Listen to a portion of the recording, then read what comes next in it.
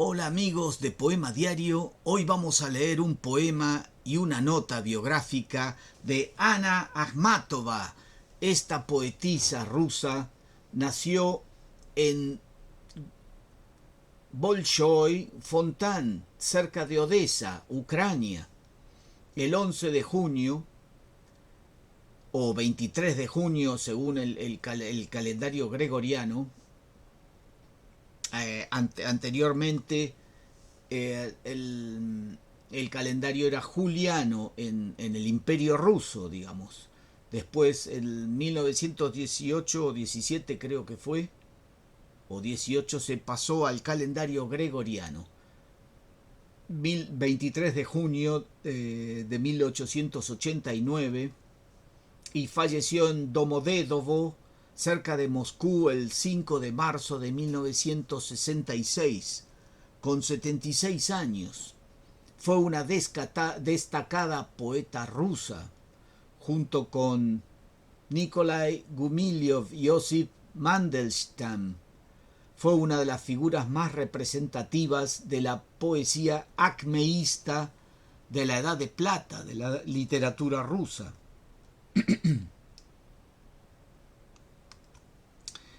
Podemos decir de Ana Andreyevna Gorenko, su nombre familiar, que nació en Odessa, hija de una noble familia de origen tártaro.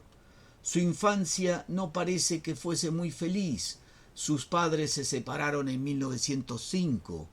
Ana comenzó a escribir poesía muy tempranamente, a los 11 años.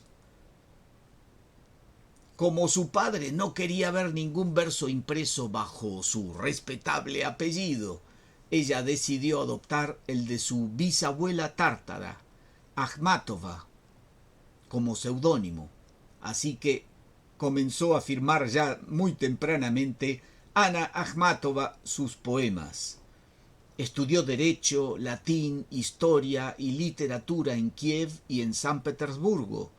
Allí se casó en 1910 con Nikolai Gumilyov, poeta famoso, promotor del acmeísmo, corriente poética que se sumaba al renacimiento intelectual de Rusia a principios del siglo XX. Fue todo un renacimiento cultural el inicio del siglo. Ya lo hemos visto como en el caso de Marinetti, el futurismo en Italia, y que invadió inmediatamente ese fervor por el nuevo siglo. Todos los países tuvieron un renacimiento cultural muy importante. Los acmeístas, este grupo de esta corriente poética, rompían con el simbolismo de carácter metafórico y restablecían el valor y el significado de cada de las palabras. En esta línea, Ana Akhmatova publicó en 1912 su primer libro de poemas, titulado La tarde. Ese mismo año nació su único hijo, Lev, que se convertiría en un famoso historiador neo-eurasianista. El matrimonio de Ana y Nikolai duró desde 1910 hasta 1918. La vemos en 1910 al 12 viajando por Italia, Francia, París. En París conoce a Modigliani, quien influiría en su perspectiva. Más tarde Akhmatova se casó con el prominente asiriólogo, estudioso de los asirios, ¿verdad?, Vladimir Shileiko. Estuvo casada desde 1918 al 22 y poco después con el historiador de arte Nikolai Punin, desde el 22 a 1938.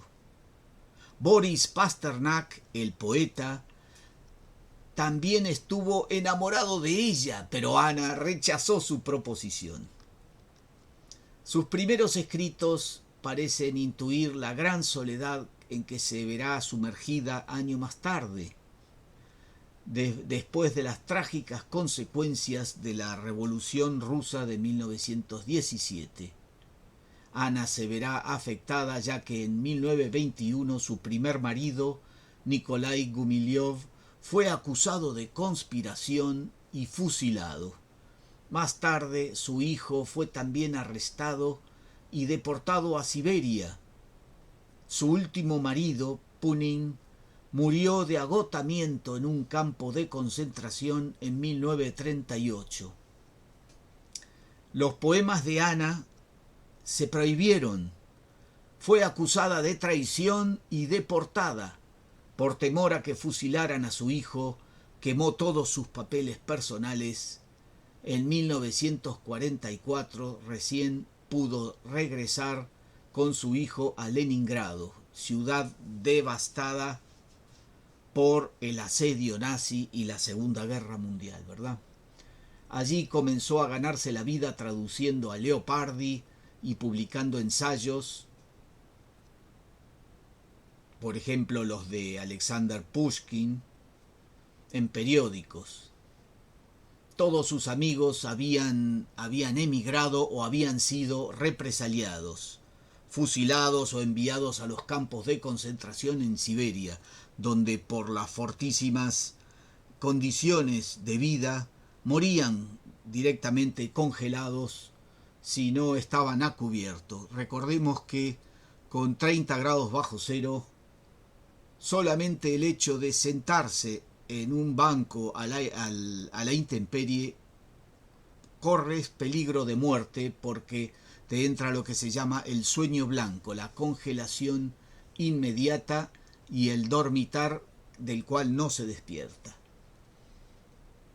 En 1945, el joven intelectual británico Isaiah Berlin quiso visitarla antes de regresar a Londres. Ese encuentro se prolongó durante 20 horas de charlas y de anotaciones, durante las que Ana le leyó sus poemas y se sinceró con él. Pero esto tuvo trágicas consecuencias, ya que su hijo volvió a ser encarcelado durante 10 años, una vez que el gobierno conoció estas entrevistas. Esta vez la escritora se negó a silenciar su voz y siguió adelante con su poemario más importante, Requiem, en el que explica que en aquella Unión Soviética los únicos que estaban en paz eran los difuntos y que los vivos pasaban su vida yendo de un campo de concentración a otro. El libro fue publicado sin su consentimiento y conocimiento en 1963 en Múnich.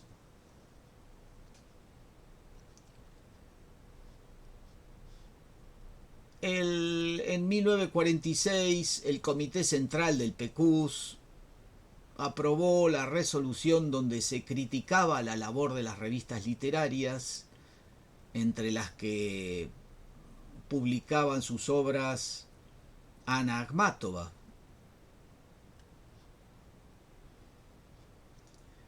Lo criticaron desde las más altas instancias del gobierno. La poeta fue calificada por Zdanov como una representante del pantano literario, reaccionario, apolítico.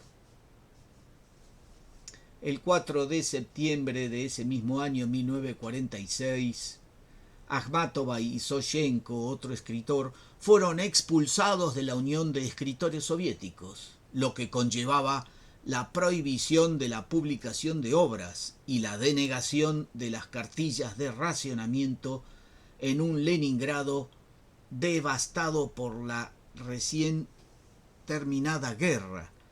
Recordemos que el sitio de Leningrado duró 3 años por las fuerzas nazis. La ciudad quedó destruida y muerta de hambre. La gente se moría por las calles.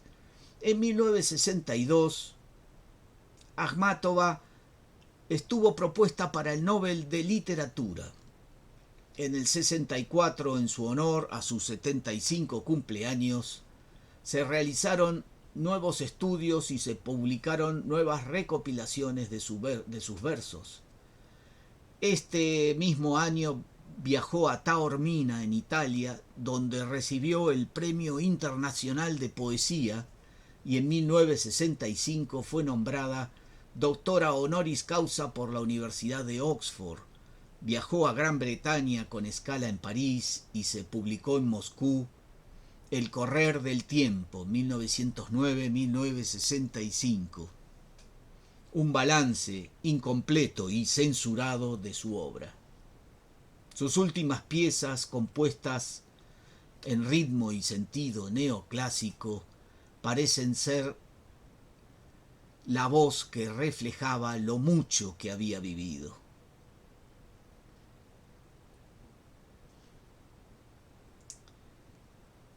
Tradujo obras completas de Rabindranath Tagore, que también lo estudiamos aquí en el Poema Diario, en 8 volúmenes al ruso.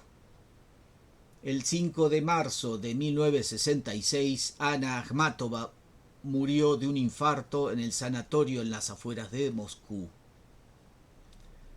Su obra, traducida a un sinnúmero de lenguas, solo apareció íntegra en Rusia en 1990. Todo lo que fue la Revolución Rusa fue una tragedia para la cultura y para el pueblo también. Vamos a leer un poema de Ana Akhmatova. No quise traer poemas más tristes de ella cuando hacía cola horas y horas para llevarle un pequeño paquete de comida a su hijo preso. Voy a recitar un poema citado de Soy vuestra voz, Ana Akhmatova, antología de la editorial Hiperión, Madrid 2005, traducción de Belén Ojeda. El poema se titula El sauce y dice así: Crecí en medio de un silencio de arabescos, en la habitación infantil y fría del joven siglo. No me era grata la voz de los hombres, solo entendía la del viento. Yo amaba la ortiga y la bardana, pero por encima de todo el sauce plateado. Agradecido, él vivió siempre junto a mí. Sus ramas sollozantes cubrían de sueños mi insomnio. Y, extrañamente, le he sobrevivido. Afuera, el tronco cercenado permanece, mientras otros sauces, con voces alienadas, algo dicen bajo nuestro cielo. Y yo guardo silencio, como si hubiera muerto un hermano.